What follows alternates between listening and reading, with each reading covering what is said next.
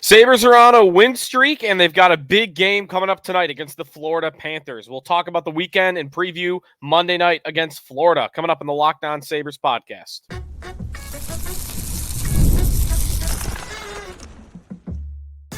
You're Locked On Sabres, your daily podcast on the Buffalo Sabres. Part of the Locked On Podcast Network, your team every day.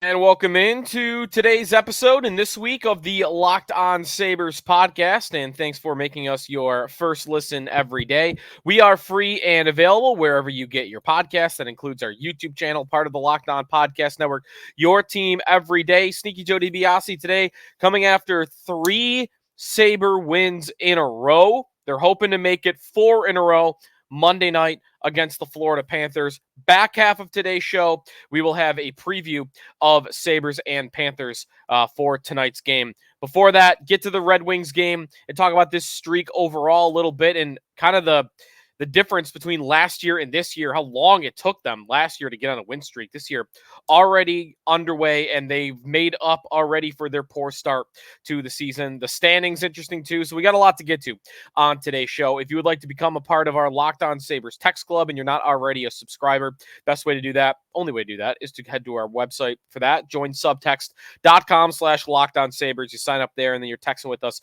back and forth from here on then. Injury updates as well, coming a little bit later on. The Sabres are getting healthier, and tonight's the night where we're going to see the interesting lineup decisions that Lindy Ruff has had on the horizon for a while, but has yet to have to face. Here they come. Interesting lineup decisions. That's coming up today on the Locked On Sabres podcast. But the Sabres are streaking 3 wins in a row, currently finding themselves 3rd place in the Atlantic Division, 4-4-1, 9 points. They are 1 point behind Tampa for 2nd place in the division. They are 4 points behind tonight's opponent, Florida, for 1st place in the Atlantic Division. The whole Atlantic, though, is basically 500. The Atlantic Division has been, just read it to you. The Sabres are 4-4-1. Toronto's 4-4-1. Detroit's 4-4-1. Montreal's 4-4-1. Boston's 4-4-1. Ottawa's 4-4. Everyone's 500 except for Tampa and Florida. That's it. So the Sabres, at the very least, again, have not lost any ground here. And they've played 9 games. You might be thinking, well, they must have games in hand. They only have games in hand, have played more games than Tampa, who's 1 point ahead of them. Tampa's played 8 games, and the Sabres, who played 9 games, are 2 points or 1 point. Let me start that over. Sabres are 1 point ahead of Ottawa, and they've played 1 more game than Ottawa. Ottawa's lost 2 in a row. So everyone else has played 9. Like, they're even on games with most of these teams. They actually have a game in hand on Florida. So on points percentage, by the end of the night, maybe we're talking about them being in contention for the top of the division. I'm not realistically thinking they're competing with Florida by the end of the year, but it's not bad news. That's where I'm at. It's not bad news how the season has started and that all these other teams have started the exact same way. And what's allowed them to get back into that picture where you can open up the standings right now and see them in 3rd place is the 3-game win streak that they have rolling here. This homestand, going back even to at the end of the road trip where they went to Columbus and then to Chicago, they get that win over the Blackhawks. They come home, they upset a Dallas Stars team that I think is a more talented hockey team, but they found a way to win that hockey game. They outplayed Dallas for large stretches of that game. And then Saturday comes, and you've got a team that the Sabres are going to be in direct competition with, probably right to the very end of the season. The Red Wings have been in the playoff bubble for 2 consecutive seasons. They have not made it, but they've been right there knocking on the door right to the very end. It's probably going to happen again this year. I'm still not very impressed with them as a roster, with them as an overall unit, but they find a way to get results. In this game on Saturday, the Sabres looked good. Wearing the black and reds, by the way, so literally and also on the ice. The Sabres, by the way, in black and red. Like, it is not a coincidence anymore. I don't think. Their attitude is different. The players talk about how they like wearing the black and red more. They are, in the last 3 seasons, since they brought the black and red back as an alternate, The Sabres in black and red are a 117-point team. They are over 70% points percentage when they wear black and red. When they wear blue and gold at home, they're a 64-point team. Under 40% points percentage. How are they that much better? How is it that drastic? And because it's that drastic, and now we're going into year 3 of this, it's hard to believe that there isn't something to it. So it's kind of a coincidence. It's kind of like the jerseys. I don't know. Maybe they should wear by the way, blue and gold on the road, they're above 500. It's just blue and gold at home that has cost them. Is there something to it? I don't know. Maybe it's a complete coincidence. I don't know. I might want to just have them wear black and red at home for the foreseeable future until results start changing a little bit. But this 3-game win streak right now, how important it is. It's got fans feeling invested in the team again. I think the Sabres were dangerously losing the fans very, very quickly at the start of this year. No doubt. Listen, as someone that does this podcast, that talks about this team on a daily basis, I was not loving the idea, the prospects of having to cover and talk about a team that's out of it from November on. Nobody wants to do that. That's not fun for anybody. It's not fun to listen to be mad every single day about this hockey team, to be depressed about this team every day. And the way they started the season, that's where they were leading everybody to. But they've already undone that. They've already undone that to where this game tonight is meaningful. And I have hope. They are playing the defending Stanley Cup champions. They are a better team in the standings right now. They've been a better team for a couple of years now. And their guys are back. And still, I'm looking at it like, you know what? Sabres could win this hockey game tonight. They look pretty good right now. In this 3-game sample size, they look good. They are getting results from a couple of different areas. They are getting good defending on an overall team perspective. They're getting some good defense, team defense. Goaltending's been kind of so-so, up and down.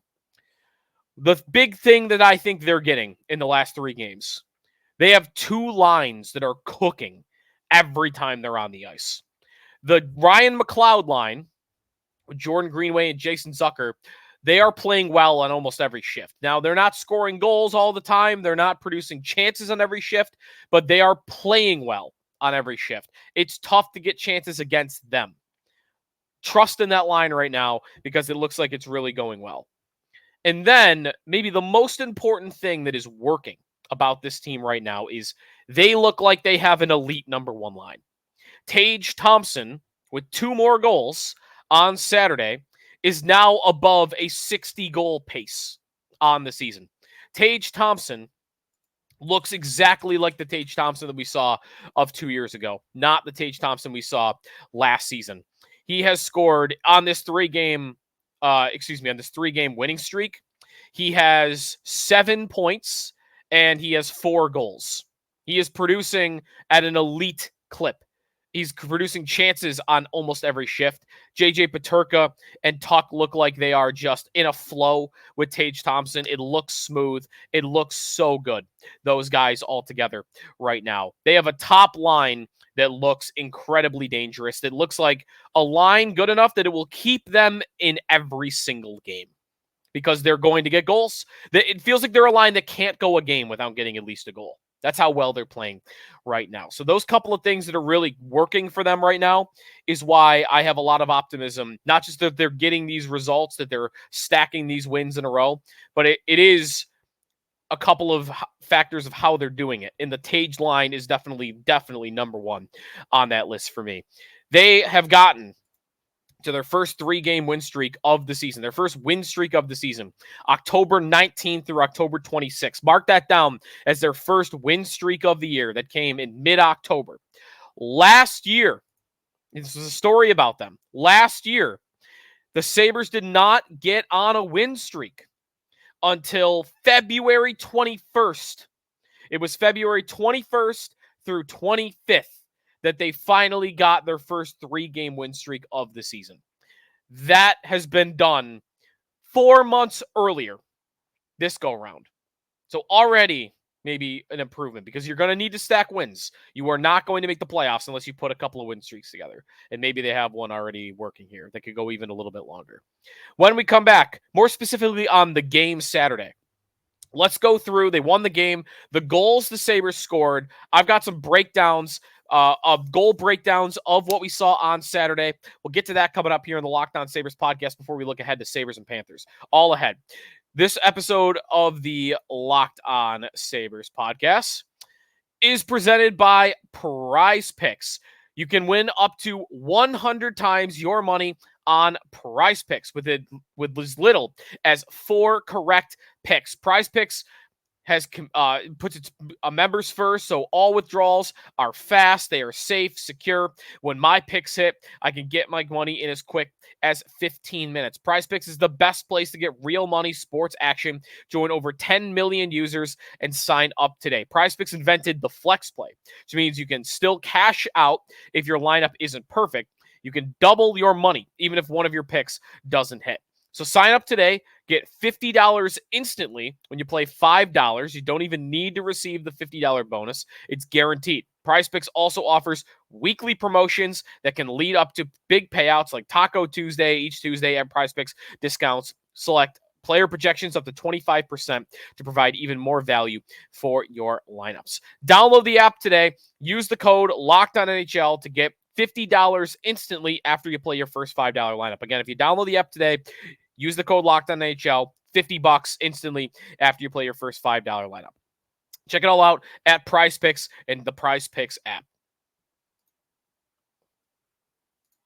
Sneaky Joe DiBiase back here on the Locked On Sabres podcast. Hey, the Sabres and the Bills are on a little bit of a win streak here. Saw it's the first time in 2 years that's happened. It's probably more of a Sabre stat than a Bill stat. You want to check out the recap of the Bills and Seahawks. Joe Marino, Locked On Bills, always the best place to look there. Or you can check us out on WGR, of course, every morning, 6 to 10, or on the Odyssey app. So let's get to the Sabres win over Detroit. The Sabres at home, KeyBank Center, Hockey Halloween, a lot of kids in the building, 1 o'clock, matinee game, full crowd, right? Like, you had that Tuesday night game against Dallas that I was there for that you didn't have a ton of fans in attendance for. At least this time you got over 15,000. All right, it's progress. You're working your way back up to sellouts. And in this game, we finally saw it. We finally saw the power play goal we've been waiting for. They made it 9 games, but in the 9th game, we got a power play goal, opened the scoring in this one. Funny story. So I'm wrapping up a round of golf on Saturday, and me and my buddy had the game streaming on my phone. I put the game up. It was put in the little plastic holder on the top of the cart. So we had it up there while we were watching, had it connected the Bluetooth speaker. But because we were streaming the game, I guess it was a little bit behind the radio feed. Somebody else must have had the radio feed on somewhere else on the golf course because we were on like the 17th hole and we're watching the game and we're pulling up to the green and we're about to get out of the cart to walk away from the game for a minute. And we hear in the distance, maybe like 3 holes over, someone yelling in the background, a power play goal. And we both ran back to the cart, saw the goal by Jason Zucker. Very funny story. I will remember where I was when the Sabres scored their first power play goal of 2024-25 on the 17th hole at the Links of Ivy Ridge in Clarence. Is where I was when they scored their first power play goal. Maybe you'll remember where you were. I can't believe it took them this long. Let's hope the dam has burst. They have looked better. They've looked more dangerous in the last couple of games. I mean, the bar was really low for that, but this was a nice goal. This was a nice power play goal that begun with the guy that I think to really need to fire up their power play, and that is JJ Peterka. To me, he is the answer to who creates space on that power play for Tage Thompson on the other side. You need to draw coverage away from Tage Thompson on that power play, and defenders and penalty kills respecting the threat that Peterka is the only way to me that's going to happen. And Peterka has not been a great power play player to this point, but had a very nice play that started this goal where he is down on the wall, working the wall. He sucks Dylan Larkin in on the half wall. And after he gets Larkin to commit to covering him, little backhand pass back to the point to Rasmus Dahlin. This might seem like a very simple play, but what it does is it now gives Dahlin an option. Dahlin is now at the point. Larkin is out of position because he went to Peterka. Peterka got the pass through him. Now Dahlin's got a choice. He could either put the puck on the net and there's traffic in front, or this is where Peterka could be huge. He has two passes. He's a pass before this play. But now, because of the ability to create space that Peterka just gave Dahlin, now Tage Thompson is standing wide open at the faceoff circle. And that is what the Sabres need to do. They need to find ways to get Thompson open. Because now, Dahlin could take a shot at the net, but he's got the easy choice here. All you got to do is put it in Tage Thompson's wheelhouse, and good things are going to happen. And that's exactly what happened. Thompson had the hardest slap shot of the season, and I believe it's actually the last two seasons, at 104.7 miles per hour. And the rebound comes off. Zucker's able to gather it and put it top shelf for the goal. Sabres take a 1-0 lead. And it all started with Peterka on the wall. Doesn't get an assist on the play. It was Zucker from Dahlin and Thompson. But Peterka deserves credit because that little pass, that little attention to detail, that attention that he draws to himself created that power play goal from the get-go. So that was goal number one. Goal number two on the night. Thompson, who we mentioned, is now on a 60-goal pace. He scores 2 goals in this game. The first goal, it's a mistake by Detroit. The puck is at the neutral zone, and Simon Edvinsson throws it to a guy who is changing. So now the puck is just on an empty space. But Thompson starts this play by flying over there at 100 miles per hour, and in one motion, turning to get the puck into the zone. Now, he does lose it because he's been double-teamed. Seider is able to poke it away. But now there's a loose puck, and you've got Sabres skating in with speed, following in pursuit of Thompson. And who gets to it?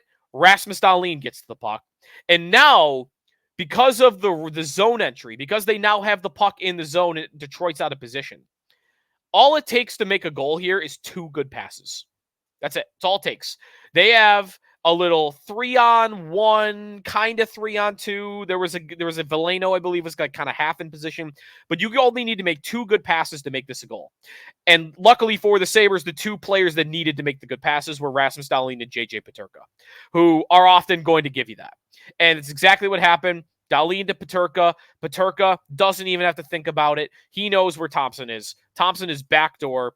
All he's got to do is put on the tape, and it's a wide open net. It's exactly what happens. A tap and goal. He does put some wood on it, but Thompson had the easiest goal of his career because of the play he made to start it, getting into the zone, and then getting the 2 nice passes. No mistake there by Dahlin and Peterka. That's Thompson's first goal of the game, and it was the Sabres' second goal of the night. Then the third goal. So this is after Detroit has scored 1. Sabres are looking to take the 2-goal lead back again. And we are in the second period, early on in the second period.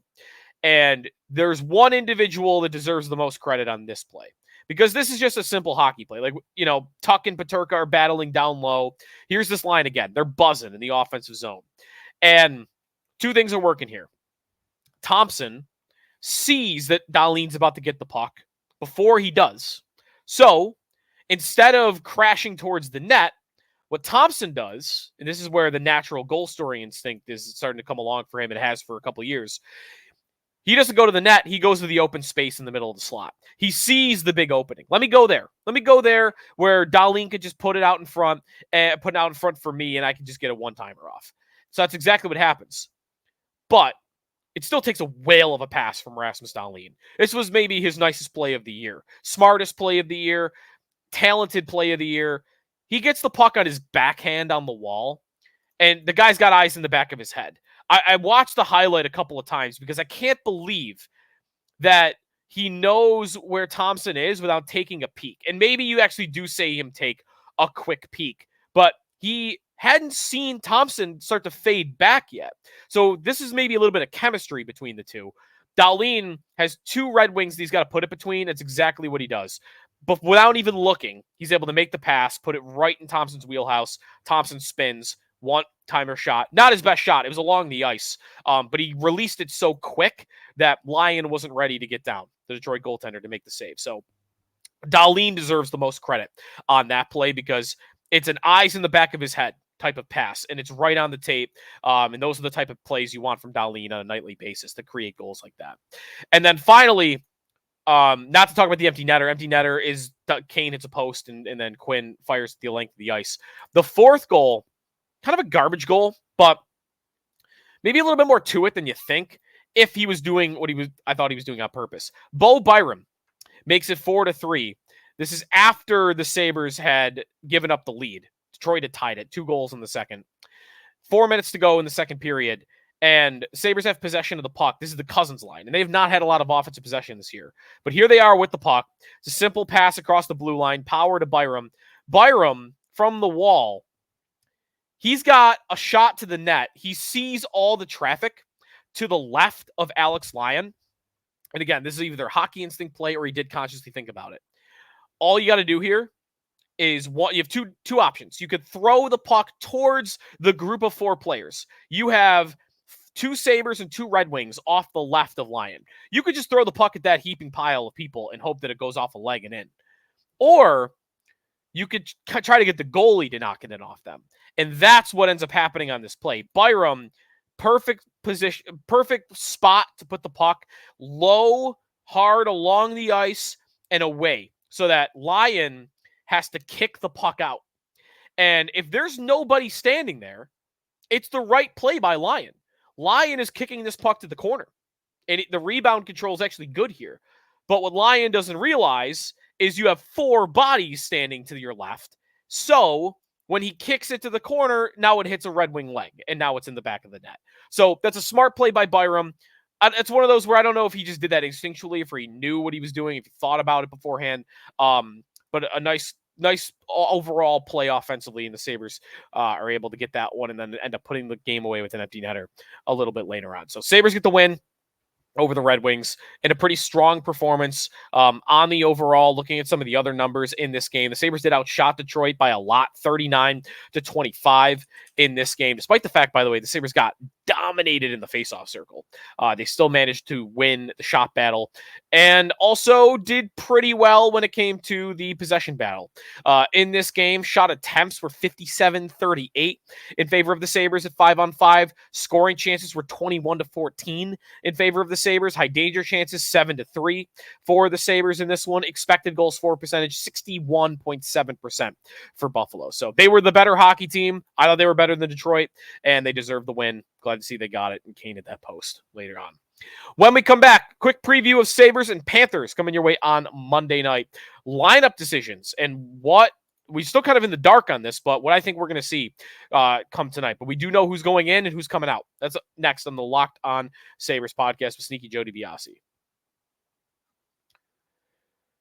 Today's episode of the Locked On Sabres podcast is brought to you by FanDuel. Get ready to tackle the NFL action this season with FanDuel, America's #1 sportsbook, because right now, new customers can bet $5 and you get $150 in bonus bets if you win. FanDuel Sportsbook app gives you everything you need to place live bets on the NFL all in one place. So when you get a hunch in the middle of the game, you can check out the latest stats, view live play-by-play, so much more on the same page where you place your bets. I'll have my parlay coming up for tonight's game, Buffalo and Florida, and all those odds are going to be courtesy of FanDuel. You can even just check them out, see who you think's more likely to score than others. You don't have to bet it. Just take a look. And if you like something that you like, then throw a bet down. Just visit FanDuel.com to join today. You get started with $150 of bonus bets if you win your first $5 bet. That's FanDuel.com. Never waste a hunch. Make every moment more with FanDuel, an official sportsbook partner of the NFL. Final segment here in the Locked On Sabres podcast. Sabres and Panthers tonight. 7 o'clock puck drop at KeyBank Center. Quick preview of tonight's game, and I'll have my parlay, my sneaky good parlay for tonight's game. Let's start, though, with some of the lineup stuff, and we'll go to the Sabres first, They're going to be having Ukko-Pekka Luukkonen in goal. He'll play Sergei Bobrovsky, who will be the Panthers starting goalie. So Luukkonen gets another start for the Sabres. Levi yet to get back in since that very bad start that he had in Columbus. What we know for tonight's game, courtesy of Lindy Ruff, is that Nicholas Aube-Kubel is likely going back into the lineup. He's ready to return from injury. Aube-Kubel goes in. We know that Yuri Kulich is likely to come out. You can question that decision all you want. What I want to figure out right now is, where's everybody playing? Because morning rush, optional skate, we don't really know what the lines look like. Is it going to be Aube-Kubel on the top line with Dylan Cousins and Jack Quinn? Is it going to be Peyton Krebs bumped up there? Well, we have some idea of that. I think it's going to be Aube-Kubel.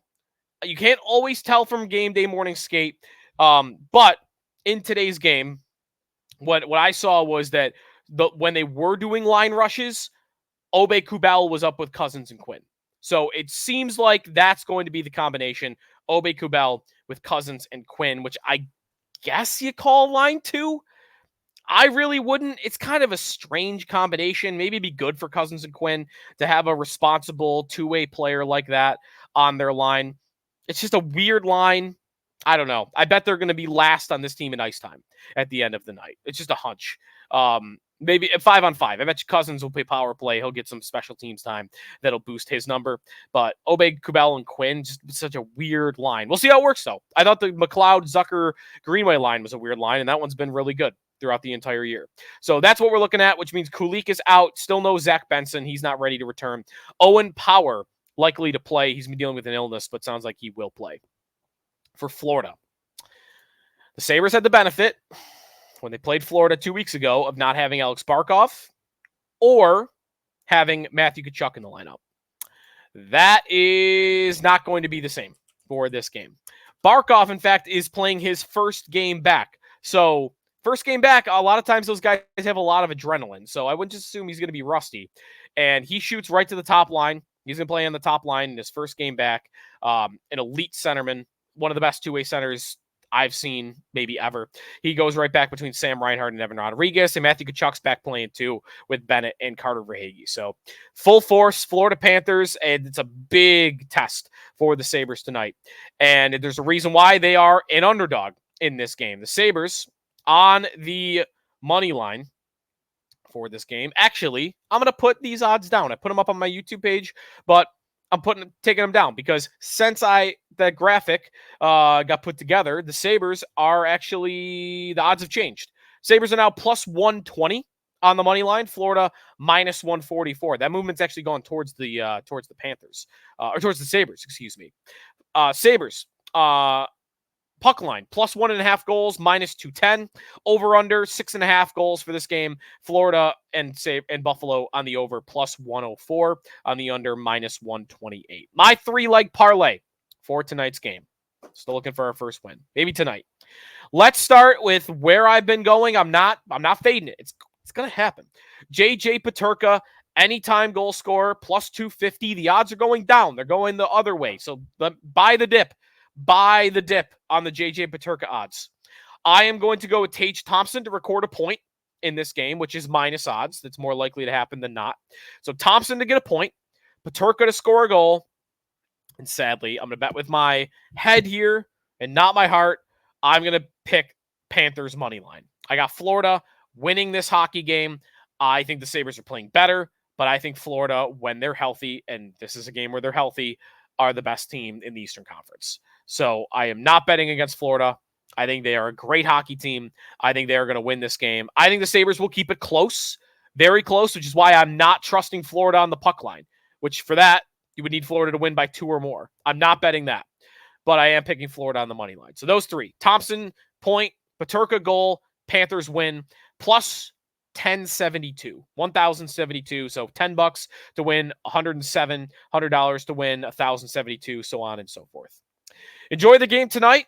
Hopefully talking to you after a Sabres 4th win in a row. Could you imagine? We're talking top of the division if they win this game tonight. Enjoy the game, and we'll talk to you tomorrow here on the Locked On Sabres podcast with Joe DiBiase. Check out Locked On Fantasy Hockey for your next listen. Get all your daily tips from Steal and Flip, Locked On Fantasy Hockey on YouTube or wherever you get your podcast. We'll talk to you tomorrow here on the Locked On Sabres podcast.